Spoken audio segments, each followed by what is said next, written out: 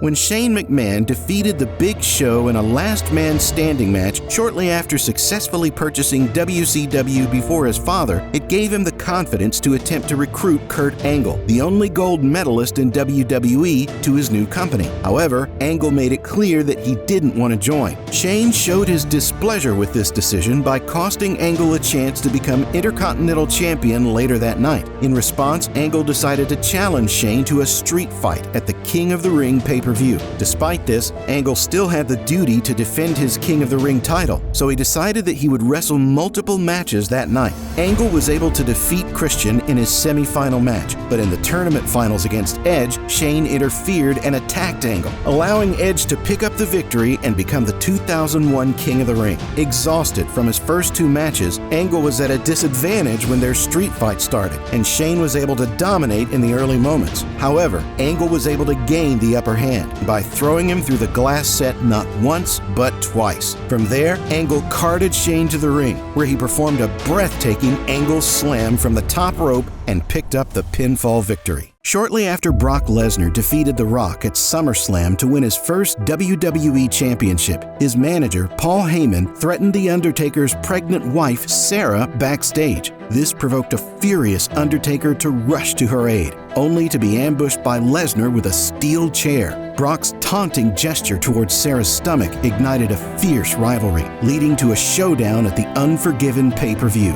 During their intense match, the chaos escalated to the point where multiple referees became inadvertently involved, resulting in a double disqualification. The brawl continued up the entranceway, ending with The Undertaker hurling Brock Lesnar through the stage set. Fueled by rage, Lesnar later ambushed Undertaker during a Falls Count Anywhere match against Matt Hardy on SmackDown, breaking Undertaker's hand with a propane tank. With tensions soaring, General Manager Stephanie McMahon arranged a title rematch inside Hell in a Cell at No Mercy. In a desperate bid for a psychological advantage, Heyman and Lesnar brought in Tracy, who claimed an affair with The Undertaker. Although he denied the allegations, the impact on his relationship with Sarah was significant, pushing The Undertaker to the brink. As soon as the rematch began, The Undertaker unleashed his fury, using his cast to draw blood first from Lesnar and turning the cell into a weapon of revenge. However, his focus on Heyman gave Lesnar the opening he needed to regain control. Lesnar relentlessly attacked The Undertaker, who fought valiantly to make a comeback. Yet, in the end, Lesnar's execution of his F5 finisher was decisive, securing him the pinfall victory.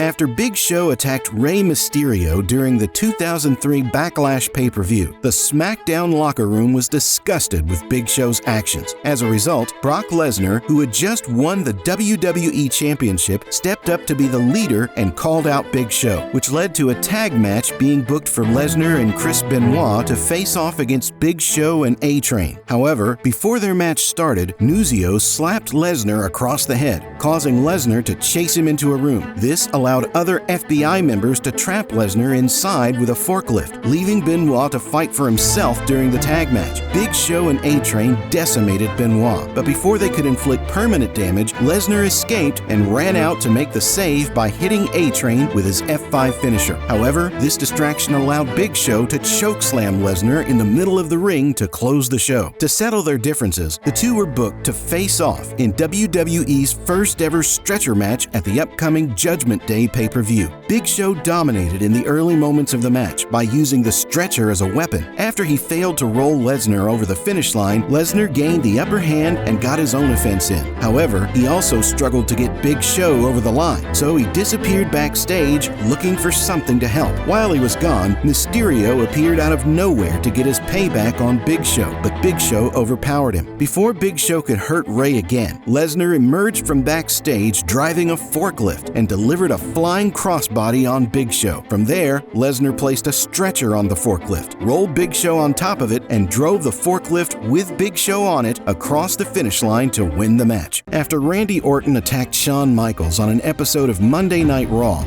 the two were scheduled to face off at the 2007 Judgment Day pay-per-view. However, during Michaels' backstage interview before his match, Orton attacked him from behind, leaving him laid out. Orton then made his way to the ring and demanded that the referee announce him as the winner by forfeit. But before he could do so, Shawn Michaels emerged and slowly started to make his way to the ring. Michaels had the referee start the match and attempted to put up a fight, but he quickly collapsed due to his injuries. This left the referee with no choice but to end the match and award Orton the technical knockout victory. After the match, Orton continued to attack Michaels, adding insult to injury. This behavior infuriated WWE superstar RVD and challenged him to a match on Raw. During the early moments of their match, RVD dominated offensively, but Orton eventually gained the upper hand and connected with a punt to RVD's head, prompting the referee to call the match. Orton's increasing violence made him too dangerous for normal wrestling matches. So when a rematch against RVD was scheduled for the one-night stand pay-per-view, it was set as a stretcher match. RVD was able to dominate in the early moments of the match as well, but things took a turn after he missed a high-risk move. This mistake gave Orton the opportunity to load RVD onto the stretcher and start rolling him towards the finish line. However, RVD delivered a kick to Orton's head. This allowed RVD to push him across the finish line and win the match. When Orton came to his senses, he was so furious that he decided to attack RVD by punting him in the head and giving him a hanging DDT on the floor. This left RVD concussed and laid out, resulting in EMTs strapping him to a board and quickly stretchering him out of the arena. 2 months after being sidelined and missing WrestleMania 24's Money in the Bank ladder match, Jeff Hardy returned, aiming to contend for the Intercontinental Championship. However, his announcement was quickly interrupted by the general manager, who argued that Hardy deserved a penalty, not a reward for his actions. This confrontation led to a match against the powerful Umaga. During their encounter,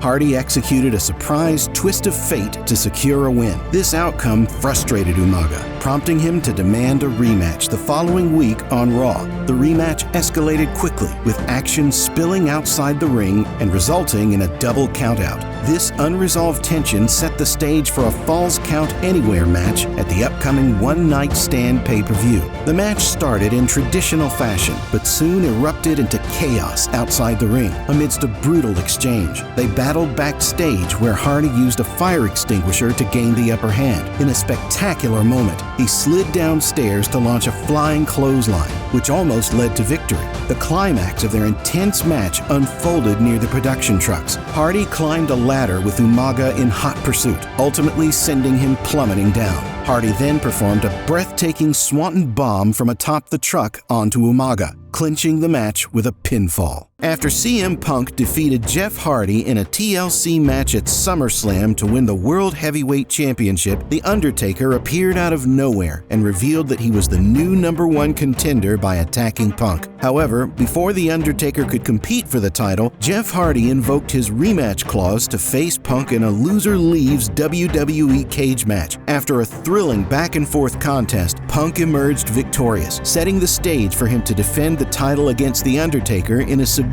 match at the Breaking Point pay-per-view in Quebec, Canada. At the climax of their match, The Undertaker made Punk tap out and seem to win, but Teddy Long appeared to announce that the specific submission move used was banned by Vicky Guerrero, so he was restarting the match. When the match restarted, Punk applied his own submission, and the referee immediately rang the bell even though there was no submission, recreating the infamous Montreal Screwjob. Following the incident, Teddy Long started traveling with personal security to protect himself from The Undertaker. However, one night, as he was departing SmackDown in his private limo, The Undertaker revealed himself to be the driver and kidnapped Teddy Long. The following week, as Punk demanded that The Undertaker show respect for being defeated, Undertaker's druids appeared with a casket. When Punk opened it, Teddy Long was inside. After Punk freed Long, Long announced that The Undertaker's submission move was now unbanned and that Punk would have to defend the title against The Undertaker again, this time inside Hell in a Cell. When the match started,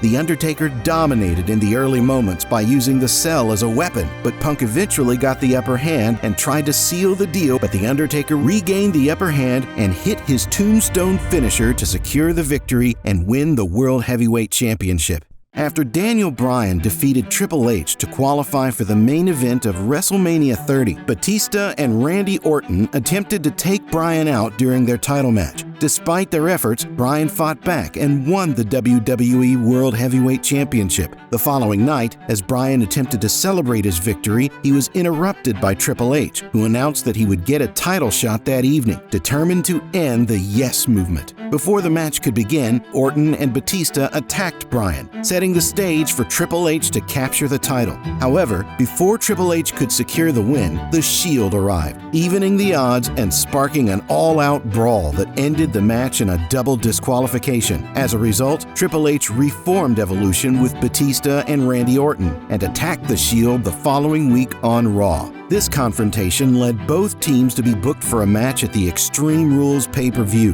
When their match began, the action quickly spilled outside. Rollins executed a huge splash from the balcony onto his opponents, leaving Reigns alone in the ring to spear Batista and secure the victory. This didn't sit well with Evolution, so the following night, they attacked the Shield and hit Reigns with the Shield's signature powerbomb. After the attack, the Shield challenged Evolution to a no-holds-barred elimination match at the upcoming Payback pay-per-view. Evolution dominated the early moments as the action spilled ringside and throughout the arena, but the tides turned in the Shield's favor after Rollins leapt off the Titantron onto Evolution. From there, Rollins eliminated Batista, Ambrose eliminated Orton, and Reigns eliminated Triple H to pick up the victory and get a clean sweep over Evolution. After ending The Undertaker's famous 21-win streak at WrestleMania, Brock Lesnar challenged John Cena for his WWE World Heavyweight Championship. But less than a minute into their SummerSlam showdown, Lesnar hit his F5 finisher on Cena. Lesnar then proceeded to dominate the rest of the match by hitting over 15 suplexes before getting the victory and becoming the new WWE World Heavyweight Champion. Lesnar successfully retained his championship all the way to WrestleMania 31, where he had to defend his title against the 2015 Royal Rumble winner, Roman Reigns. However, in the middle of their main event match, Seth Rollins made his way to the ring to cash in his Money in the Bank briefcase and pinned Roman Reigns to become the new WWE World Heavyweight Champion. This made Lesnar furious, so the next night he went on a full rampage by attacking the cameraman and the announcers at ringside, which caused him to be suspended for 3 months. After getting reinstated, Lesnar challenged Seth Rollins to regain his championship at the upcoming Battleground pay-per-view. Lesnar dominated most of the match, but right before he could pick up the victory, the lights went out. When they came back on, The Undertaker appeared and attacked Lesnar to close out the show. Lesnar confronted Undertaker the next night on Raw, which sparked an all-out brawl that emptied the locker room. As a result, a match was set up for the two to settle their differences at the 2015 SummerSlam pay-per-view, but the match ended in a controversial fashion. Lesnar forced Undertaker to tap out with a submission move. However, the referee did not see Undertaker tap out, so he went to overrule the decision. During this time, Undertaker hit a low blow on Lesnar and applied a submission move, causing Lesnar to pass out and give Undertaker the victory. Since this finish was so controversial, a rematch was set to take place inside Hell in a Cell. Undertaker dominated the early moments of the match, but Lesnar eventually gained the upper hand and hit 2 F5 finishers on Undertaker. Lesnar then removed the ring cover to expose the wood, but before he could drive Undertaker onto it, Undertaker hit Lesnar with a chokeslam and a piledriver, only managing to get a 2 count.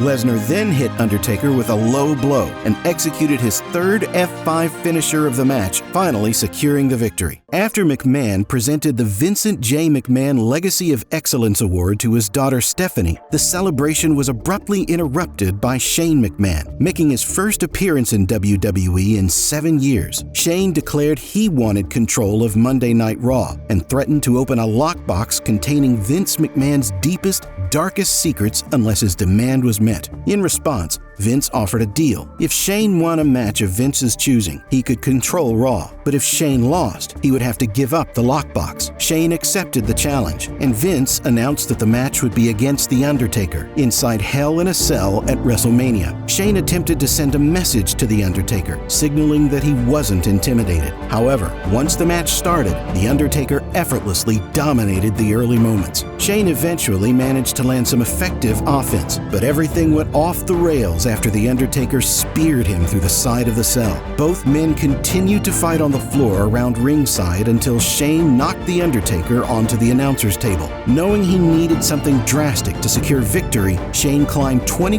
feet to the top of the cell and took a giant leap of faith, attempting an elbow drop. However, The Undertaker moved out of the way, sending Shane crashing through the table. After this, Shane couldn't fully recover, paving the way for The Undertaker to hit his tombstone piledriver and win the match. After Seth Rollins attacked Kevin Owens and aligned himself with AOP, he proclaimed himself the Monday Night Messiah and escalated his feud with Owens. His interference led to Owens' elimination from the 2020 Royal Rumble. In retaliation, Owens disrupted a title defense by Rollins and his partner Buddy Murphy, causing them to lose their tag team championships to the Street Profits. Rollins and Murphy quickly triggered their rematch clause, aiming to reclaim the titles at the Elimination Chamber pay-per-view. During the critical match, Owens emerged from the crowd, distracting Rollins just long enough for the Street Profits to defeat Murphy and retain their titles. Enraged by the loss, Rollins unleashed his fury on Owens the following night on Raw. The animosity between the two wrestlers culminated in a match set for WrestleMania 36 at Raymond James Stadium. However,